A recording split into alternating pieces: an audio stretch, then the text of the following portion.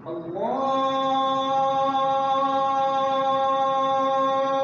أكبر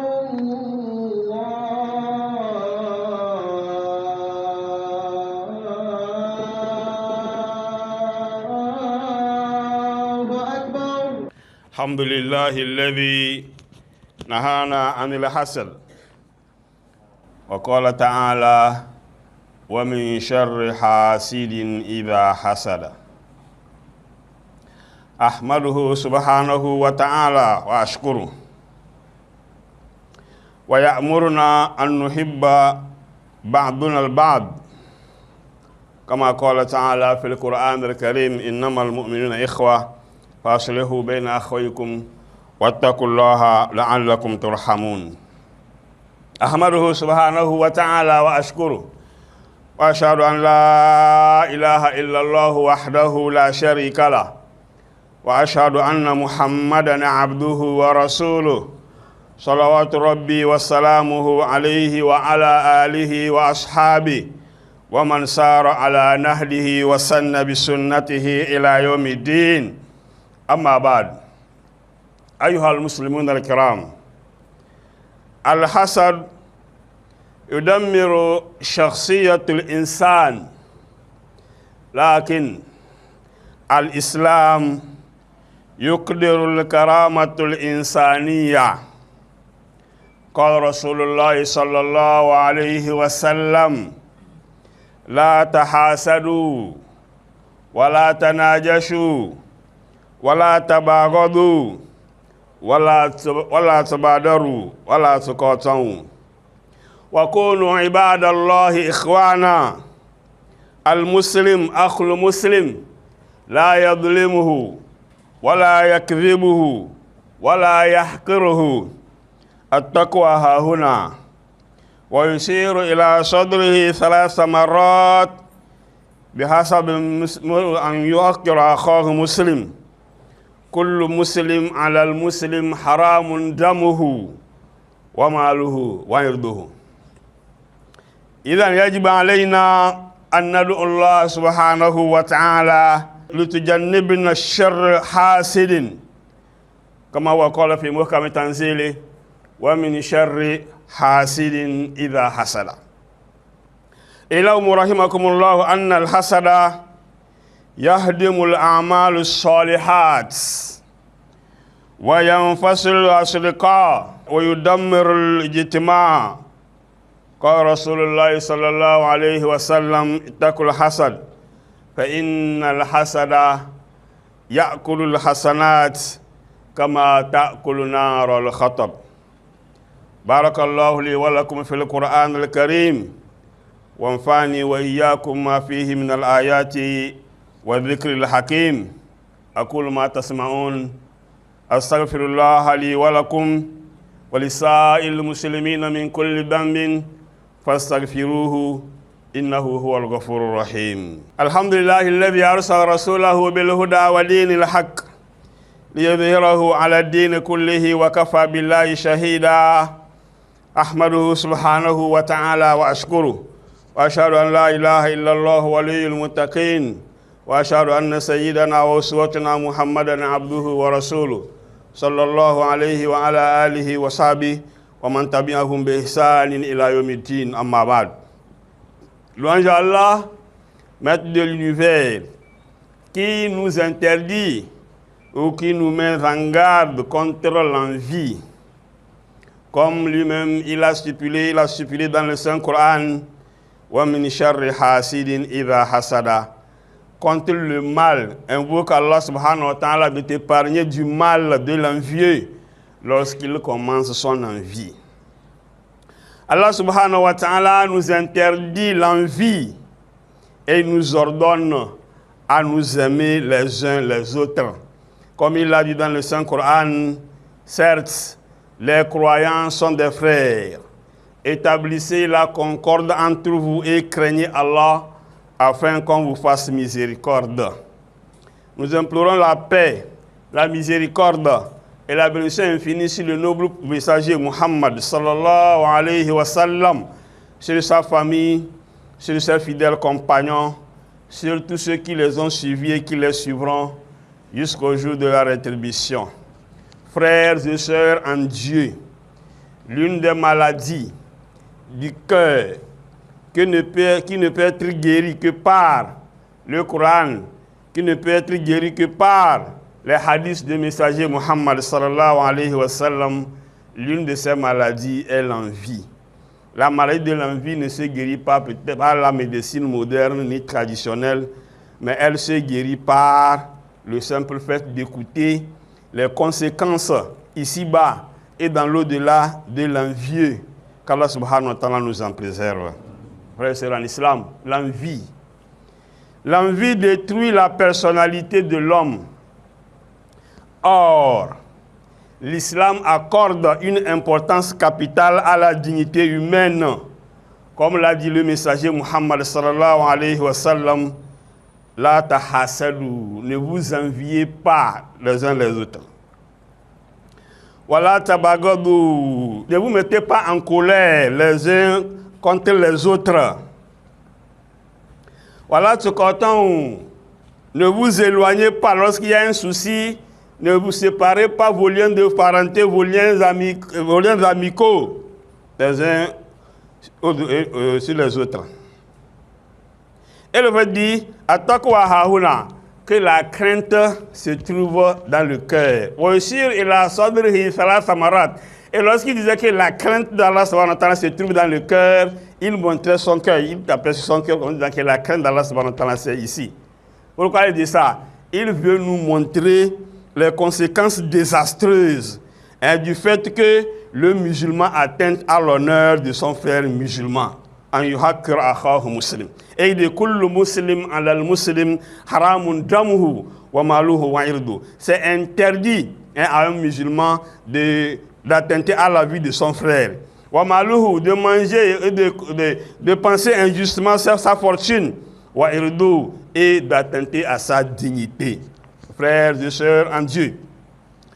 Et nous devons donc invoquer Allah subhanahu wa ta'ala, chacun en ce qui le concerne, de nous épargner du mal des envieux lorsqu'ils rentrent dans leur envie ou lorsqu'ils commencent leur envie. Le messager d'Allah, Muhammad sallallahu alayhi wa sallam, Allah subhanahu wa ta'ala lui a instruit de lui demander à lui, Allah, de l'épargner du mal de l'envieux lorsqu'il rentre dans son envie. On a tendance à confondre la jalousie et l'envie. Mais le simple fait est d'aller détruire la personnalité d'une personne. Alors que ce que vous dites sur la personne, ce n'est même pas ça. L'envie.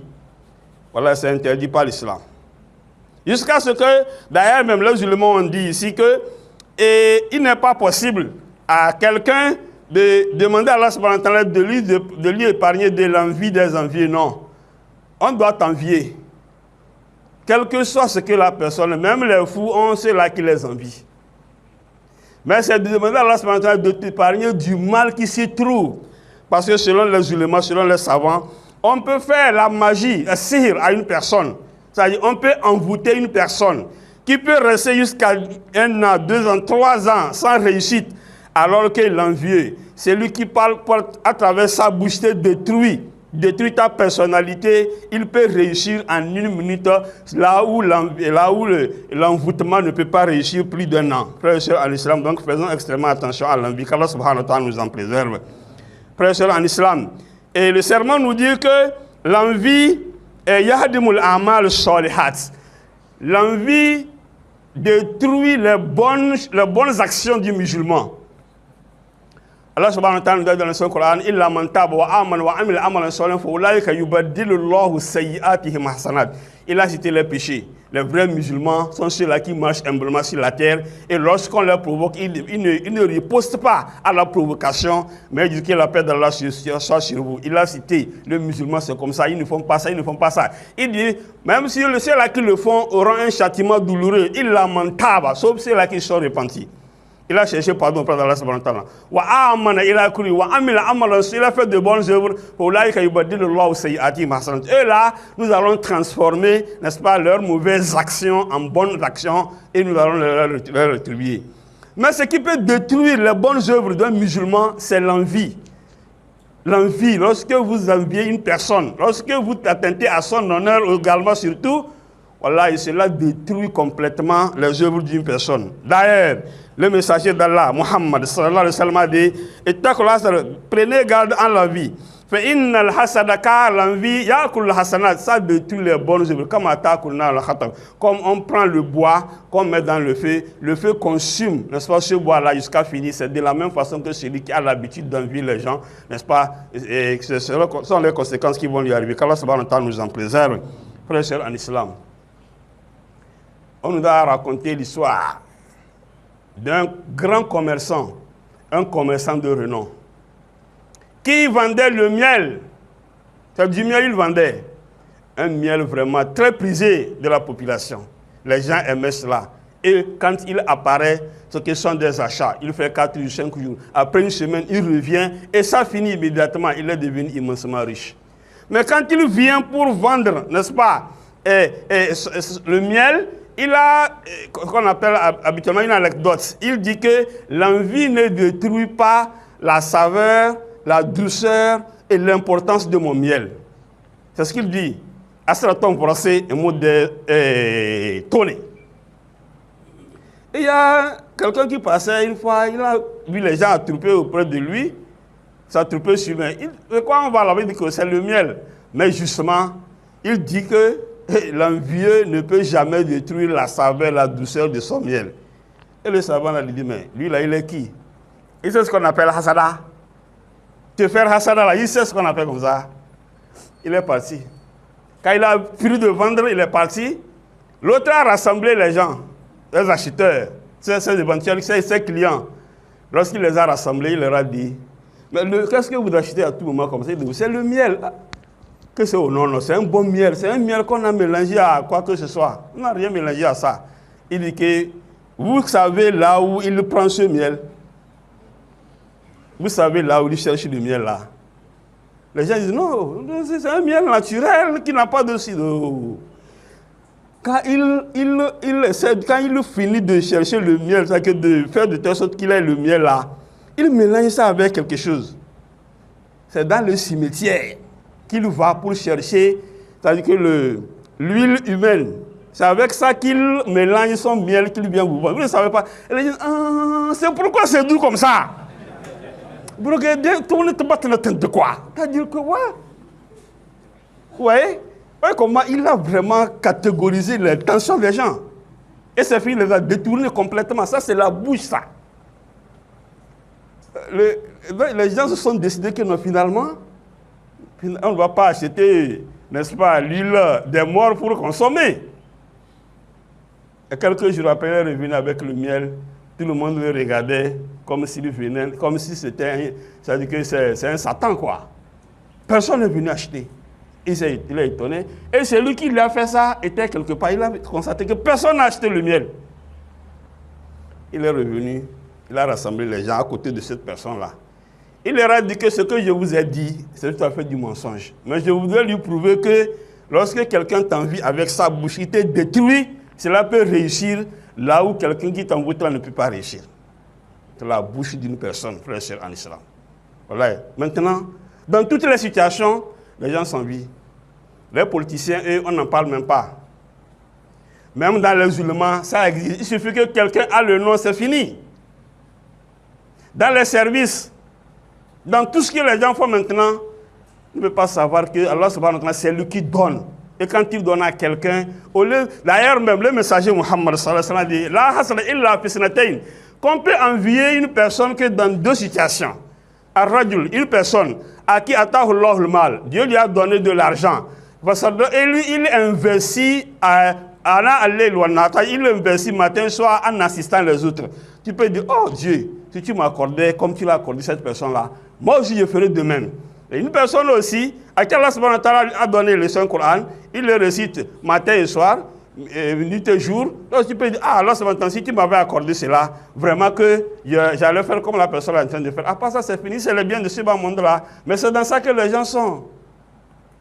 C'est dans ça que les gens sont. Asada. Détruire la personnalité d'une personne. Hier, je suivais une émission sur TikTok où un DG, dont la secrétaire est rentrée, qu'elle voulait porter boucle d'oreille. Elle a acheté, elle voulait porter, et c'est qu'elle n'arrivait pas à mettre ça dans le trou. Et lui, en tant qu'il s'est levé pour venir l'aider à mettre, une autre personne rentrait, il les a vus. Et la personne a fermé la porte en temps, il est venu en public. Oh, j'ai vu le directeur et la secrétaire en train de faire de l'amour. C'est ce qui se passe dans le monde. Je vous assure, c'est quelqu'un, c'est un DRH. On l'a complètement exclu de ce service-là. Il a été radié. Il a été licencié. Ce n'est au bout de quelques temps, suite aux enquêtes, qu'on a constaté que vraiment, ce qu'on a fait, c'est une erreur. Et c'est la personne-là, cette personne qui a détruit le DG est venue chez lui pour lui demander pardon, de lui pardonner. Et le DG est parti prendre un coussin dans lequel il y avait le coton. Il est sorti. Il a pris, n'est-ce pas, un couteau, il a déchiré, n'est-ce pas, le coussin. Il a sorti le coton, tout le coton qui est là-bas, il a fait comme ça. Il l'enlève, il jette et l'air prend. Il jette et le vent emporte. Quand c'est fini, il y a la personne là qui a détruit sa personnalité de ramener tout le coton là et remettre à sa place. Est-ce que c'est possible? Quand tu détruis la personnalité d'une personne, quand il y a ces 5 ans, ils sont là, ils sont assis, c'est de parler mal des autres. Ce que la personne n'a pas besoin, c'est ça qu'elle veut raconter. Tu ne peux pas. C'est comme tu prends, n'est-ce pas, un coq ou une poule, tu la déplumes complètement, tu jettes dans le vent en porte. Si tu n'es plus d'accord pour ça, tu ne peux pas ramener ça. C'est la personnalité de l'homme. C'est pourquoi l'islam accorde une importance à la dignité humaine. Il ne faut pas détruire la personnalité d'une personne. Même si ce que la personne a fait est mauvais, il faut quand même, n'est-ce pas, essayer de voir comment faire pour préserver sa dignité. C'est très important en islam.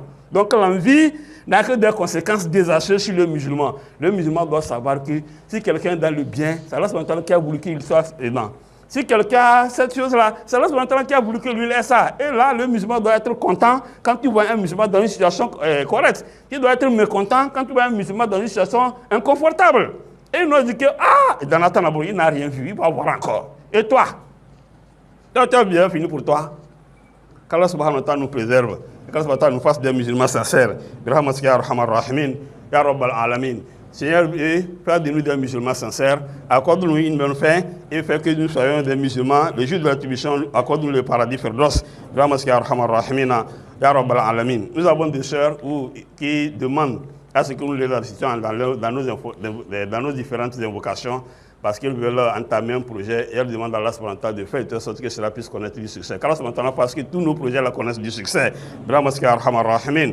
Allah wa sallu ala khair khalqillah, Muhammad ibn Abdullah. وكرم لكم الله بذلك فقال أنزل من قائل الله تعالى وملائكته يصلون على النبي يا أيها الذين آمنوا صلوا عليه وسلموا تسليما اللهم صل على محمد وعلى آل محمد كما صليت على إبراهيم وعلى آل إبراهيم إنك حميد مجيد اللهم بارك على محمد وعلى آل محمد كما باركت على إبراهيم وعلى آل إبراهيم إنك حميد مجيد وارض عن الخلفاء الأربعة أبي بكر الصديق وعمر بن الخطاب وعثمان بن عفان وعلي بن أبي طالب وعن الصحابة أجمعين وعن التابعين والتابعين لهم بإحسان إلى يوم الدين اللهم أعز الإسلام والمسلمين وأذل الشرك والمشركين ودمر أعداءك وأعداء الدين وانصر المجاهدين في كل مكان اللهم لا تدع لنا ذنبا إلا غفرته ولا هما إلا فرجته ولا دينا إلا قضيته ولا مريضا إلا شفيته ولا جاهلا إلا علمته ولا عدوا إلا خذلته ولا مبتلا إلا عافيته ولا عسيرا لا يسرته ولا ميتا إلا رحمته ولا مجاهدا في سبيلك إلا نصرته